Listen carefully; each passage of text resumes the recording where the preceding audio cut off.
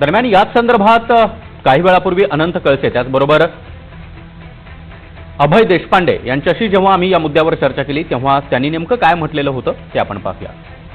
राजकारणी हे देखील स्मार्ट झालेले आहेत। त्यांनी कायद्याचा एकदम कीस काढायला सुरुवात केली। बारीक सारीक पॉइंट आपल्या विरोधात जाऊ नये यासाठी सत्ताधारी पक्षाचे नेते खास करून प्रयत्न करताना दिसत आहेत। अगदी बरोबर आहे, कारण त्या अँटी डिफेक्शन लॉवर इंटरप्रिटेशन सर्वोच्च न्यायालय देणार नाही आणि त्यामुळे हा कायदा हवा तसा आता उठवता येऊ लागलाय असे एक मला वाटतंय। कारण त्याचं इंटरप्रिटेशनच येत नाही सर्वोच्च न्यायालयाकडून।